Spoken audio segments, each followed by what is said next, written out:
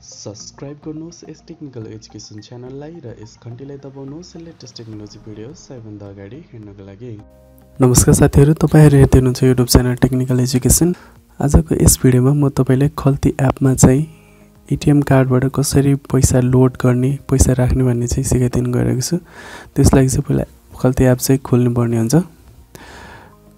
म यहाँ खल्ती एप खोल्न गइरहेको छु र खल्ती एप खोलिसकेपछि तपाईले चाहिँ यहाँ पहिला यसको चाहिँ केवाईसी फर्म भन्नुपर्ने हुन्छ। यहाँ मोर भन्ने अप्सनमा गएर क्लिक गर्नुभयो भने यहाँ चाहिँ केवाईसी फर्म भनेर चाहिँ एउटा अप्सन आउँछ।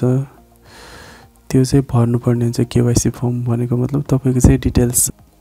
केवाईसी फर्ममा चाहिँ तपाईको पासपोर्ट साइजको फोटो राख्नुपर्ने हुन्छ अनि नागरिकता अथवा लाइसेन्स अथवा एड गर्न सक्नुहुन्छ र एउटा पीपी साइजको फोटो चाहिन्छ र त्यो राखेपछि तपाईको चाहिँ केवाईसी फर्म चाहिँ फिलअप हुन्छ र केवाईसी फर्म फिलअप गरिसकेपछि तपाईले चाहिँ यहाँ लोड फन्डमा गएर क्लिक गर्नुस् र लोड फन्डमा गएर क्लिक गरिसकेपछि यहाँ तपाईले भिसा मास्टर एएमएक्स भन्ने एउटा थर्डमा अप्सन छ। यसमा चाहिँ गएर क्लिक गर्नुपर्ने हुन्छ र यहाँ तलबाट एउटा अप्सन देख्नुहुन्छ नेपाली डेबिट क्रेडिट कार्ड भनेर चाहिँ यहाँ अप्सन छ।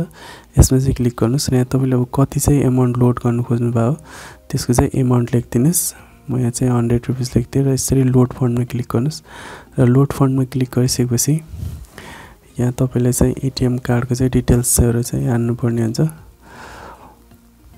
र एटीएम कार्डको डिटेल्सको लागि चाहिँ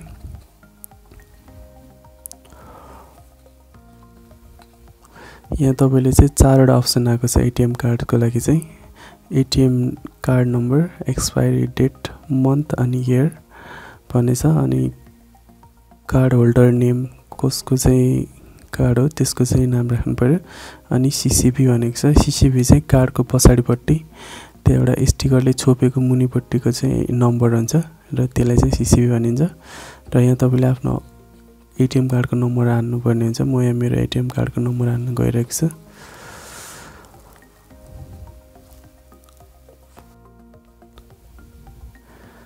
र यो राखिसकेपछि यहाँ तपाईले चाहिँ अब एक्सपायरी डेटमा चाहिँ जानुपर्ने हुन्छ र एक्सपायरी डेट चाहिँ मेरो रहेको छ 04/23 मा चाहिँ मेरो एक्सपायर हुनेवाला छ र म यहाँ अकाउन्ट होल्डरको नाम चाहिँ लेख्न गइरहेको छु। यो मेरो कार्ड हो, म मेरै नाम चाहिँ लेख्न गइरहेको छु।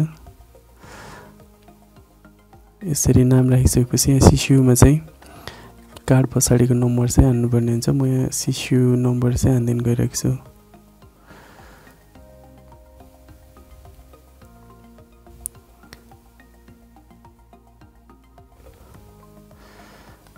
सीसीयू नम्बर मेरो रहेको छ।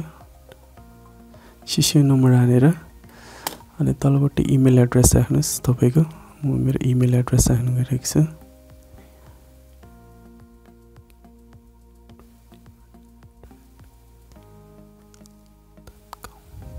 यसरी इमेल एड्रेस राखिसकेपछि ओकेमा थिच्नुस्। यहाँ तपाईको प्रोसेस चाहिँ स्टार्ट हुन्छ अब र प्रोसेस सुरु भइसकेपछि यहाँ तपाईले वान टाइम पासवर्ड चाहिँ हाल्नुपर्ने हुन्छ, ओटीपी पासवर्ड र तपाईले चाहिँ आफ्नो फोन नम्बरमा चाहिँ पासवर्ड आएको हुन्छ र मेसेजमा मलाई यहाँ मेसेज आएको छ र म यहाँ चाहिँ मेसेजमा गएर मेरो ओटीपी पासवर्ड चाहिँ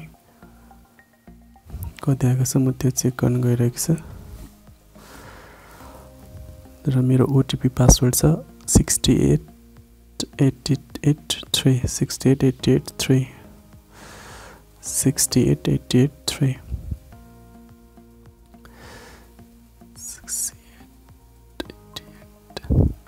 यसरी पासवर्ड राखेर सबमिटमा थिच्नु भयो भने तपाईको चाहिँ एटीएम कार्डबाट खल्ती एपमा चाहिँ ब्यालेन्स लोड हुन्छ र अनलाइन ब्याङ्किङबाट लोड गर्नको लागि चाहिँ यदि तपाईसँग अप्सन छैन भने यसरी चाहिँ खल्ती एपमा चाहिँ एटीएम कार्डबाट पनि ब्यालेन्स लोड गर्न सक्नुहुन्छ।